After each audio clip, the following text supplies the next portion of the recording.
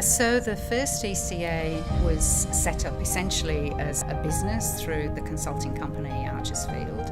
And it became something that was actually, let's create communities. We started out just with the executive program, and we've introduced more programs at different levels to really target people at different stages in their leadership development and their career. There are 700 plus people who've participated in one form or another in these programs. So it's actually a massive contributor to leadership in Queensland. We wanted to create community. So we say this is more than a program. It's about the communities of leaders that have created, and they're going to go and create other communities of leaders. That's the next generation of this work. That's the next decade. What actually sets this one apart, do you think? I think there's a number of points of difference with this one. So for a start, it's cross-sectoral, it's cross-jurisdictional. You know, we had a diverse class, people from across the state and also from various areas, a lot of government departments, but also some non-government departments and non-government organisations. And it's been really, for me, very interesting to get their take on topics and group discussions. Well, I was quite interested to see that there were people from youth justice, you know, from the emergency services, from police, you know, as well as from the domestic and family violence sector and others. But it was really quite interesting to learn more about emergency services. There's nothing to look at here, just please move on. Off you go now. Oh, come on, off you go. It's all safe, it's under control. Press around the corner. Working in the violence against women and / domestic violence sector, you know, we sort of probably were more working in our realm and sticking with what we knew, and it was really good to actually go outside of that and see how the emergency services leaders would handle something. It helps us understand our context in the broader public service.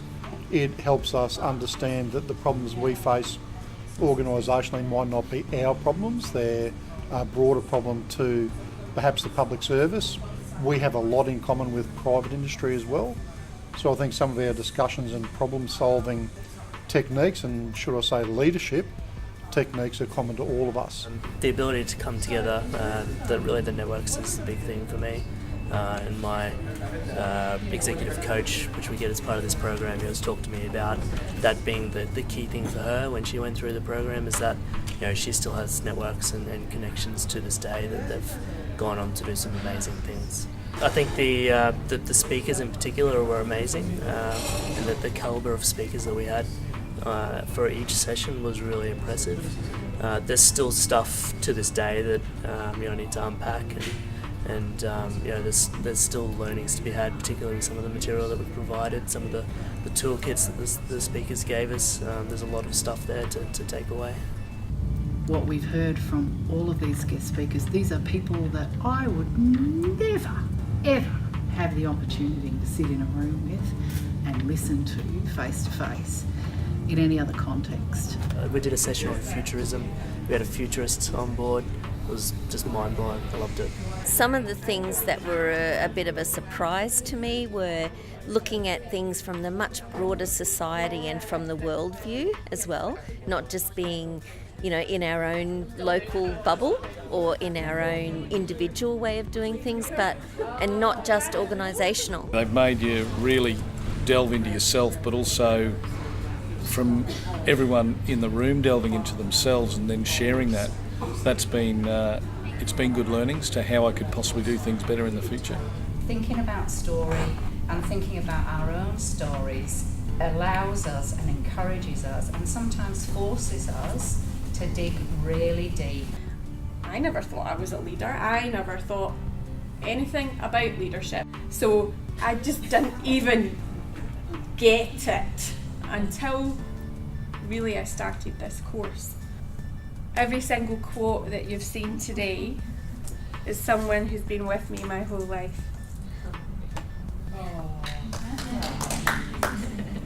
If you want to find some of the quotes, feel free to have a look. I know we're all into giving them books. We can't keep them books now. So that's my journey. Comments, questions, observations? Julie, what an amazing story. You started off by saying you opened a door, you didn't have to step inside. Can I say to you, thank you for opening the door into you today. I stepped inside, listened to what you said. I really like what's in your cupboard. It's impressive, it's inspiring, it's motivating. I wish I was you. For me, it's been really deep, and it's actually provided an opportunity for me to reflect on and realise and acknowledge and value the leadership that I carry and what I bring to the world, really, in terms of that. So yeah, it's been fascinating. All of the other training is much more externally focused, you know. It's about outward delivery, whereas this is melded outward delivery with inner development, if that makes sense. My big driver for who I am now is the fact that my parents took me out of El Salvador to come here, and so I have this desire to please them. And the other big driver was that when I was in the bank, and I might have shared this at the last sitting, the big boss there said, "Laz, you would be a great manager if you were about a foot taller." You know, so if I was a foot taller, I would be a great manager. I'm like, I'm sure there's operations for that nowadays. But even something today that you said, Gina, really kicked it as well, like the evolving story. And I feel now that my story has evolved. So now I do feel confident I can say I'm an 8 foot tall man. Because I sat on the shoulders of my father who brought me here, but now I get to sit on the shoulders of all of you. And because of that, I'm an 8 foot tall man, and so I'm not even 6 foot tall, now I'm 8. So it doesn't matter what those setbacks is. I've really enjoyed this journey, enjoy where I'm at now, and just looking forward to what this next season will bring. I mean, Every year something unfolds which is really special. I have never failed to see something remarkable actually appear from these programs. I'm actually most proud of that after 10 years we've got to a stage where there are enough leaders, positional leaders now, currently leading in Queensland. We've got enough of those people saying this is a really good thing, let's do it together, and they are in it and part of it.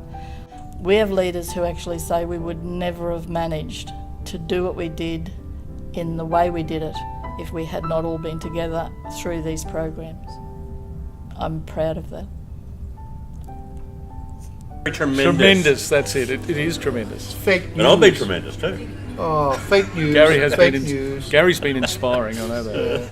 This is a time for others to step in and to take some ownership, if you like, of what the next generation of this work looks like. The Alliance for Leadership Learning, it's a group of leaders who are taking responsibility for the leadership and governance of leadership programs, Executive Challenge Academy programs.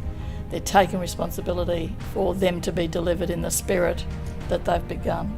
Because it's a social enterprise with a social purpose, the idea is to reinvest profits coming through the programs back into program work and or scholarships. What do you want to say to the next generation, Jan? I want to say goodbye. I hope you have a strong sense of what you are able to do and never feel that you aren't empowered to do what needs to be done, because we need it more than ever at this time.